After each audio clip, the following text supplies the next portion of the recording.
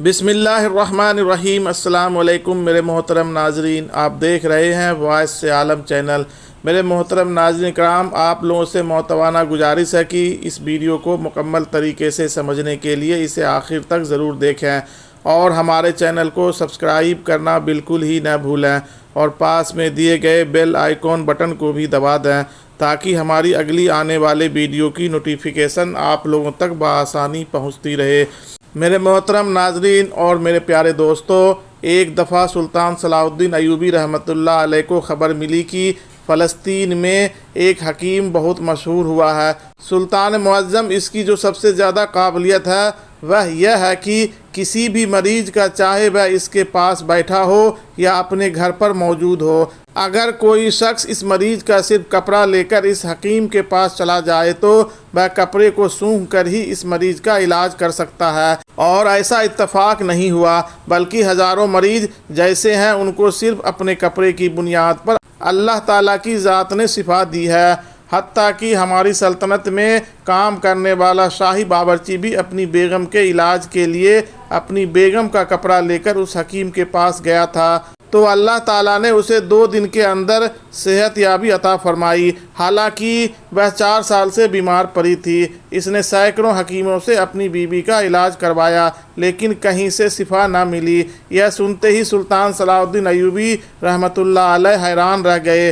आपने कहा, यह कैसे मुमकिन हो सकता है? या तो वह कोई ढोंगी हकीम है और या फिर यह कोई अल्लाह का वली हकीम है। इतने में सुल्तान सलाहुद्दीन अय्यूबी रहमतुल्लाह अलैह ने शाही बावर्ची को बुलाया और इससे सारी रुदात पूछा तो शाही बावर्ची ने बताया कि मेरी बीवी के पेट में मुसलसल 4 साल से दर्द था। मैंने सैकड़ों हकीमों को चेक करवाया लेकिन कहीं से भी शिफा ना मिली और आखिरकार जब मैंने इस हकीम का सुना तो बेदिली के साथ एक दिन शाम के वक्त मैं उस हकीम के पास जा पहुंचा और इसको अपनी बेगम की कमीज दी तो इसने न जाने अपने होठों पर क्या पढ़ा।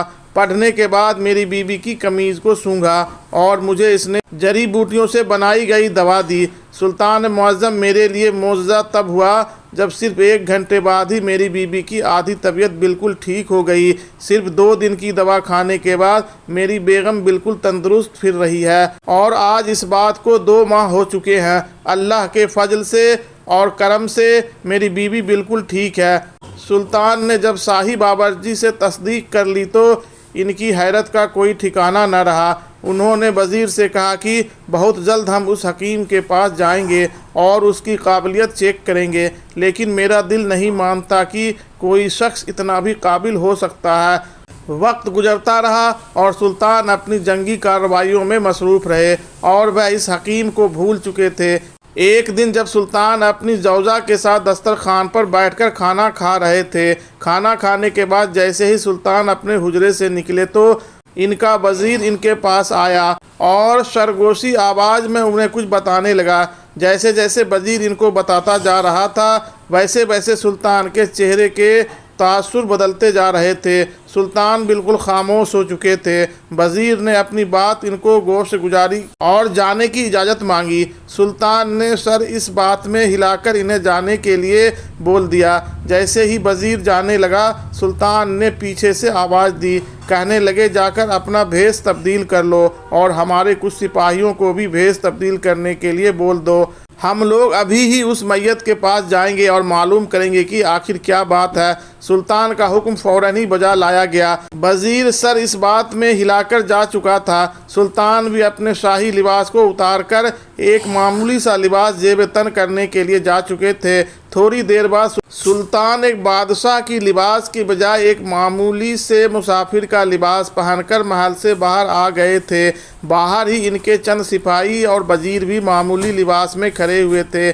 इन लोगों के भेष के नीचे इन लोगों की तलवारें मौजूद थी ताकि अगर कोई भी मामला ख़राब हो तो वह अपना दिफाई कर सके। सुल्तान एक घोड़े पर बैठ गए थे और इनके साथ आगे पीछे होकर सिपाही और वज़ीर भी अपने अपने घोड़े पर सवार हो गए थे। वह लोग महल से थोड़ी दूर एक कच्ची आबादी की जानिब जा रहे थे। यहाँ से भी उन्हें उस हकीम की काबिलियत के बारे में जानने का मौका मिला। इतना मिली थी कि وہاں ایک حکیم رہتا ہے جس کا نام ممتاز علی ہے۔ وہ حکیم بہت قابل اور ذہین تھا۔ اس کے اندر سب سے انوکھی خاصیت ایک یہ موجود تھی کہ وہ لوگوں کا مرض ان کے کپڑے سونگھ کر بتا دیتا تھا۔ بہت سے لوگ دور دراز سے مریض کا کپڑا لے کر حکیم ممتاز علی کے پاس آتے، اس کا علاج لے کر جاتے اور شفا پاتے۔ وہ حکیم ایک ہفتے کے اندر اندر اس مریض کو بالکل ٹھیک کر دیتا تھا جو کئی سالوں سے مریضوں کو صحت یاب کے پیشے سے جڑا ہوا تھا، اور اس کے بدلے وہ نہایت معقول معاوضہ لیتا تھا۔ کسی بھی امیر انسان کو دیکھ کر اپنی نیت تبدیل نہیں کرتا تھا، بلکہ اس سے بھی یہی معاوضہ لیتا تھا جو عام انسان سے لیتا تھا۔ یہ باتیں اس کے بارے میں پورے جہان میں مشہور تھی، لیکن اچانک ہی اسے ایک ایسا مرض ہو گیا تھا جس کا علاج اس کے پاس بھی موجود نہیں تھا۔ ایک موذی مرض کی وجہ سے اس کا انتقال چند ہی روز میں ہو گیا، لیکن اب اس کا جنازہ اس کے گھر میں پڑا ہوا تھا، لیکن کوئی بھی ان کا جنازہ دفنانے کے لیے نہیں آ رہا تھا۔ صبح سے شام ہو چکی تھی اور ابھی تک اس کی میت کو کسی نے چھوا بھی نہیں تھا۔ سب لوگ ہی اس کے جنازے پر تھو تھو کر رہے تھے، کوئی جانی بول رہا تھا تو کوئی شرابی بول رہا تھا۔ سلطان کو جب یہ بات معلوم ہوئی تو وہ بے چین ہو گئے۔ لوگوں کے اس رویے کے بارے میں سنتے ہی سلطان کو معلوم ہوا کہ یا تو وہ حقیقی طور پر کوئی ڈھونگی حکیم بابا تھا، لیکن لوگوں کو اب اس کی اصلیت سامنے آئی ہے، اس لیے وہ اس حکیم سے نفرت کر رہے ہیں، یا ایسی کیا وجہ ہو سکتی ہے کہ جس حکیم کی شہرت اس قدر زیادہ تھی تو اس کے مرنے کے بعد وہ بالکل ہی بدنام زمانہ شخصیت بن کر رہ گئی ہے، کیونکہ وہ صرف حکیم نہیں بلکہ ایک مسلمان تھا، اور ایک مسلمان کا فرض ہے کہ اپنے بھائی کو عزت کے ساتھ پکارے، نہ کہ اس کی اتنی زیادہ بے عزتی کرے۔ ایک زندہ انسان کو اتنی اذیت محسوس نہیں ہوتی جتنی ایک مردہ انسان کو ہوتی ہے۔ انہی سب چیزوں کو سوچ کر سلطان نے سارے کاموں کو پسے پست ڈال دیا اور فوراً ہی اپنے سپاہیوں کے ساتھ اس کچی آبادی کے گھروں کے سامنے آ چکے تھے جہاں پر اس حکیم کی میت پڑی ہوئی تھی۔ انہوں نے ہاتھ کے اشارے سے اپنے سپاہیوں کو باہر رکنے کا حکم دیا اور خود اپنے وزیر کے ساتھ اس گھر میں داخل ہو گئے تھے۔ وہ گھر کوئی بہت عالیشان نہ تھا، 2 کمروں پر مشتمل ایک چھوٹا سا گھر تھا۔ ایک چھوٹا سا برآمدہ جہاں سامنے حکیم ممتاز علی کی میت رکھی ہوئی تھی اور وہ اللہ کو پیارے ہو چکے تھے۔ میت کے بالکل عین سامنے حکیم کی بیوی سائرہ نسیم بال کھولے ان کی میت کے آگے بیان کر رہی تھی۔ جب اچانک اسے محسوس ہوا کہ گھر کے اندر کوئی داخل ہوا ہے، اس نے فوراً اپنا سر اٹھایا، سامنے کو دیکھا۔ سلطان اپنی پشتینی کی۔ وہ عورت غصے کے عالم میں سلطان کو دیکھ کر پھٹ پڑی، کہنے لگی، کیوں آئے ہو تم لوگ یہاں پر؟ کتنی بے عزتی تم سب لوگ میرے مرے ہوئے شوہر کی کر چکے ہو۔ اب کیا وجہ ہے جو تم لوگ مزید میرے شوہر کو بولنے کے لیے آ گئے ہو؟ تم سب احسان فراموش، جب تک وہ حیات تھے تم لوگوں کے کتنے کام آتے رہے، تب کسی ایک انسان کو بھی توفیق نہ ہوئی کہ میرے شوہر کو آ کر سرزنش کریں، وہ یہ کام نہ کریں، اور اب سب باپ بن کر میرے شوہر کی بے عزتی کیے جا رہے ہیں۔ ایک مرے ہوئے انسان کی اتنی بے حرمتی کسی کو زیب نہیں دیتی۔ میں کسی کو بھی معاف نہیں کروں گی۔ میں محشر کے میدان میں ایک ایک کا گریبان پکڑ کر سوال کروں گی کہ میرے شوہر کے ساتھ ایسا کیوں کیا، جبکہ سلطان اور ان کا وزیر الجھی ہوئی نگاہوں سے اس عورت کو دیکھ رہے تھے۔ وہ عورت مزید کہنے لگی، میرا شوہر سب کے کام آیا، اس نے کسی سے بھی ان کی حیثیت سے زیادہ معاوضہ نہیں لیا۔ جو غریب تھا اس کا بغیر معاوضے کے علاج کیا، اس کے باوجود بھی لوگ احسان فراموش ہو گئے اور بنا تصدیق کیے ان کو اتنے غلط القابات سے نواز رہے۔ ان کو زانی بولا، ان کو شرابی، اگر ایسے الفاظ ان کی شان میں بولتے تھے تو ان کی زندگی میں بولتے۔ اب ان کے مرنے کے بعد کیا بولا جا رہا ہے؟ کیوں ہمارے گھر میں تماشا لگایا جا رہا ہے؟ بس بہت ہو گیا، اب دفع ہو جاؤ تم سارے یہاں سے، میں دیکھ لوں گی مجھے میرے شوہر کے ساتھ کیا کرنا ہے۔ اس عورت کی باتیں سن کر سلطان حیران ہو گئے، کہنے لگے، اے بوڑھی خاتون، تم پریشان مت ہو جاؤ، اتنا غصہ نہیں کرو، ہم تمہارے شوہر کو برا بھلا نہیں کہنے آئے ہیں بلکہ ہم تمہاری مدد کے لیے آئے ہیں۔ ہم تمہارے شوہر کو دفنانا چاہتے ہیں، لیکن اس سے پہلے ہم یہ جاننا چاہتے ہیں کہ لوگ تمہارے شوہر کو زانی اور شرابی کیوں بول رہے ہیں۔ اس عورت نے جب یہ بات سنی تو ایک دم خاموش ہو گئی۔ وہ جو ابھی رو رو کر اپنا حال برا کر چکی تھی، اب وہ آس بھری نگاہوں سے سلطان کو دیکھ رہی تھی۔ وہ کہنے لگی، میرا شوہر زانی نہیں ہے، میں کیسے بتاؤں آپ سب کو، نہ ہی میرا شوہر شرابی ہے، یہ لوگ غلط بیانی کر رہے ہیں۔ اس نے جب یہ کہا تو وزیر کہنے لگا، لیکن لوگ کہتے ہیں کہ تمہارا شوہر اس شہر کے مشہور طوائف کے پاس 2 گھنٹے گزار کر آتا ہے اور اس کے بعد وہ شراب کھانے جاتا ہے، وہاں پر وہ شراب نوشی کرتا ہے اور اس کے بعد گھر آتا ہے، تو پھر تمہارا شوہر زانی اور شرابی کیسے نہ ہوا؟ لوگ غلط تو نہیں بول رہے، جتنی مجھے اطلاع ملی ہے یہ بات سچ ہے۔ سلطان اس ساری باتوں کے بیچ بالکل خاموش تھے۔ وہ عورت کہنے لگی، آپ سب کو کہانی کا ایک رخ معلوم ہے، ہمیشہ کہانی کے 2 رخ ہوتے ہیں اور کسی کو بھی دوسرا رخ نہیں معلوم۔ جب یہ سب لوگ میرے شوہر کے بارے میں ایسی باتیں بنا رہے ہیں۔ سلطان نے یہ سنا تو وہ کہنے لگے، ہمیں بتاؤ کہ آخر کہانی کا دوسرا رخ کیا ہے، آخر تمہارا شوہر کون ہے اور وہ کہاں جاتا ہے، لوگ اسے شرابی اور زانی کیوں بول رہے ہیں؟ وہ عورت چند پل خاموش رہی اور بھرائی ہوئی نگاہوں سے اپنے شوہر کی میت کو دیکھتی رہی، اور جیسے جیسے وہ سلطان کو ساری ردات بتاتی گئی، سلطان کے ماتھے پر سکنوں کے جال بجتے گئے۔ انہیں اپنی سلطنت میں موجود تمام افراد پر غصہ آ رہا تھا کہ وہ اتنے زیادہ ظالم کیسے ہو سکتے ہیں۔ انہوں نے رحم بھری نگاہ سے اس میت کو دیکھا اور اس عورت کو جو بیان کر رہی تھی، ان کو دیکھ کر وہ فوراً ہی اس گھر سے نکل گئے اور سیدھا باہر آ گئے۔ اتنی دیر میں سلطان کا وزیر بھی ان کے پیچھے ہی آ گیا۔ سلطان باہر آ کر گہری سانس ہوا میں سپرد کرنے لگے۔ وزیر ان کے پیچھے پیچھے ہو کر پوچھنے لگا، سلطان معظم، آپ باہر کیوں آ گئے ہیں؟ آپ حکم کریں، میں فوراً ہی اپنے سپاہیوں کو حکم دیتا ہوں کہ اس آدمی کی تدفین کر دی جائے۔ سلطان نے یہ سن کر سر انکار میں ہلایا اور کہنے لگے، نہیں، ابھی تو بالکل نہیں، اس انسان کی تدفین ابھی نہیں کی جائے گی۔ اس میت کو سب لوگوں نے دھتکار دیا۔ ہمارے مسلمان بھائی اپنا فرض بھول گئے اور اس میت سے منہ توڑ لیا۔ جب یہی سب بھائی اس میت کو عزت اور احترام کے ساتھ دفنائیں اور ہم اس حقیقی ممتاز علی کو انصاف دلائیں گے اور اس کی عزت، اس کا مان، اس کو واپس لوٹائے جائیں گے۔ یہ وہ بول کر اپنے گھوڑے پر سوار ہو گئے۔ اتنی دیر میں ان کا وزیر، ان کے سپاہی بھی ان کے پیچھے پیچھے اپنے گھوڑے اڑانے لگے۔ سلطان اپنا گھوڑا اڑا کر سیدھا اس مشہور طوائف کے کوٹھے پر لے گئے جہاں ممتاز علی 2 گھنٹے گزارا کرتا تھا۔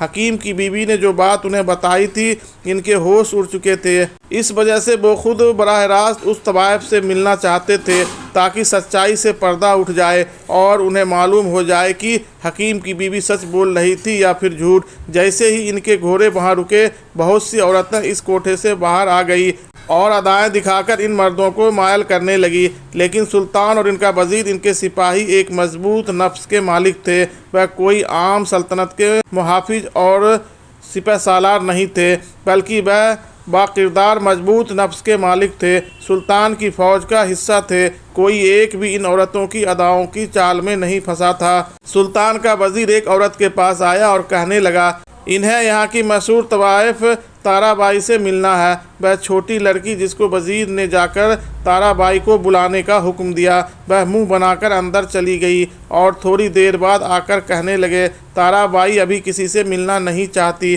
اس نے انکار کر دیا ہے۔ جب سلطان نے یہ بات سنی تو وہ خود چل کر اس چھوٹی لڑکی کے پاس آئے، کہنے لگے، تارا بائی کو جا کر یہ بتاؤ کہ وہ لوگ حکیم ممتاز علی کے حوالے سے کچھ بات چیت کرنا چاہتے ہیں۔ وہ لڑکی غصہ کرتے ہوئے کہنے لگی، جب تارا بائی نے کہہ دیا ہے کہ وہ کسی سے ملاقات نہیں کرنا چاہتی تو آپ لوگ کیوں بضد ہیں؟ اگر آپ کو کسی کے ساتھ وقت گزارنا ہے تو یہاں پر بہت سی خواتین موجود ہیں، انہی میں سے کسی ایک کو بھی اپنے لیے چن سکتے ہیں، لیکن تارا بائی اس وقت کسی سے نہیں مل سکتی۔ سلطان نے اس عورت کی جانب کچھ اشرفیاں بڑھائی اور اپنی بات پر زور دیتے ہوئے کہنے لگے، جا کر اب بولو، ہم ممتاز علی کے حوالے سے بات کرنا چاہتے ہیں۔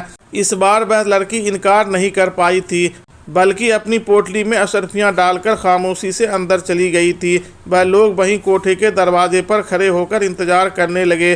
चंद मिनट बाद ही वह लड़की चलती हुई आई। कहने लगी, आप में से कोई एक ताराबाई से मिल सकता है, वह अंदर बुला रही है। जबकि फौरन ये बात सुनकर सुल्तान उस कोठे के अंदर जा चुके थे जहाँ से वह गुजरना भी पसंद नहीं करते थे।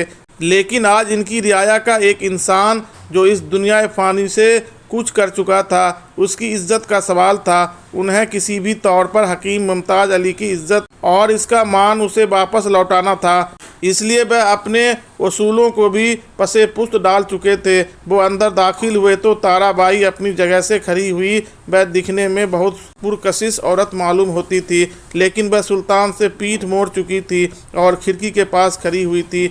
सुल्तान की आंखों के सामने इस औरत की पुश्त थी। वह औरत सुल्तान को बिना देखे कहने लगी, मैं अब वह काम छोड़ चुकी हूँ। अगर आपको किसी के साथ अपनी रात रंगीन करनी है या फिर किसी भी तवाइफ का रक्स देखना है तो इस कोठे में बहुत सी औरतें मौजूद हैं। आप इनके पास जाकर अपनी रात को रंगीन कर सकते हैं और रक्स भी देख सकते हैं। मैं अब किसी के भी हवाले से किसी भी मर्द के साथ रात नहीं गुजारती। सुल्तान ये बात सुनकर कहने लगे, मैं रात गुजारने नहीं आया हूँ, न मैं किसी का हवाला लेकर आपके पास आया हूँ। दरअसल आपके पास आने वाले हकीम मुमताज़ अली के बारे में आपसे बात करने आया हूँ। वह इस दुनिया से जा चुका है और कोई भी शख्स इसकी मैयत को दफनाने के लिए आगे नहीं बढ़ रहा और बज़ह मुमताज़ अली का आपके पास 2 घंटे गुजारना है। सब लोगों का कहना है कि वह शख्स जानी है और हम लोग जानी की मैयत को हाथ भी नहीं लगाएंगे। वह औरत यह बात सुनकर एकदम ही पलटी थी, जबकि सुल्तान भी इसकी खूबसूरती देखकर मबहूत रह गए थे। वह दूधिया रंगत की मालिक थी। इसकी आंखें झील जैसी थी। इसके बाल कमर से भी नीचे तक थे, जो आसार के मानिंद कमर पर फैले हुए थे। वह सुल्तान की जानिब देखते हुए कहने लगी, यह कैसे हो सकता है? वह तो कल रात ही मेरे पास से होकर गए थे। कल रात तक तो वह बिल्कुल सेहतयाब थे, अब वो कैसे इंतकाल कर सकते हैं? इस औरत की आवाज़ में दुख का असर मौजूद था। इसकी झील जैसी आंखें एकदम भीग सी गई थी। जबकि ये मंजर देखकर सुल्तान हैरान रह गए थे। वो कहने लगे, तुम्हें इस बात का इतना अफसोस क्यों हो रहा है? वो तुम्हारे लिए एक ग्राहक था जो मर चुका है, तो इस बात से तुम्हारी आंखें क्यों भीग गई है? तो ये तवाइफ कहने लगी कि आज अगर मैं इस घटिया काम से बाज आ चुकी हूँ तो यह सिर्फ उस हकीम मुमताज़ अली की वजह से है। वो अक्सर यहाँ आया करता था। वह जिस लड़की के साथ भी 2 घंटे गुजारता, उसको इस तरह कायल करता कि वह लड़की इस गुनाह से बाज आ जाती और इस शख्स की वजह से सैकड़ों लड़कियों की ज़िंदगियाँ संवर रही हैं। बिल्कुल इसी तरह जब वह शराब खाने पर जाता तो वहाँ पे शराब की बोतलें खरीदता और उन्हें ज़ाय कर देता। वह अपनी हिकमत से हासिल होने वाली कमाई का 3/4 हिस्सा तवाइफ के राशन पानी और शराब को ज़ाय करने पर खर्च करता था। फिर वह तवाइफ रोते हुए कहने लगी, अगर आप सच पूछें तो इस पूरी कायनात में मुझे उससे अच्छा इंसान न कभी देखा न मिला। वह अखलाक के लिहाज से भी इंतहा शानदार इंसान था। यह सुनना था कि सुल्तान ने इस तवाइफ से कहा कि मेरी आपसे गुजारिश है कि आप इस कोठे को बंद कर दीजिए। इन तवाइफों को जब तक कोई काम नहीं मिल जाता तब तक उन्हें सरकारी खजानों से इनके लिए वजीफे मुकर्रर कर दिए जाएंगे।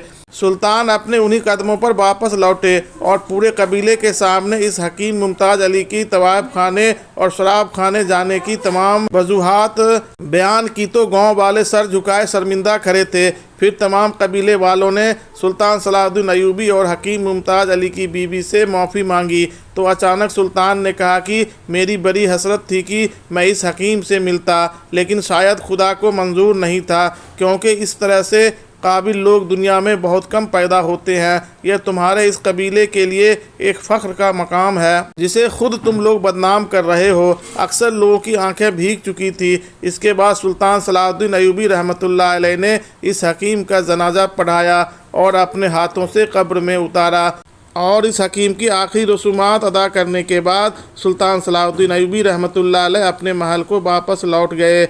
मेरे मोहतरम नाजरीन और मेरे प्यारे दोस्तों, आपको ये वीडियो कैसी लगी? अगर अच्छी लगी तो इसे कमेंट सेक्शन में ज़रूर लिखें और अपनी राय का इजहार ज़रूर करें और हमारे चैनल को सब्सक्राइब करना बिल्कुल ही न भूलें और अपने दोस्तों और रिश्तेदारों में इसे ज़्यादा से ज़्यादा शेयर करें ताकि उन लोगों तक हमारी आने वाले वीडियो की नोटिफिकेशन बआसानी पहुंचती रहे। अस्सलाम वालेकुम, अल्लाह हाफिज़।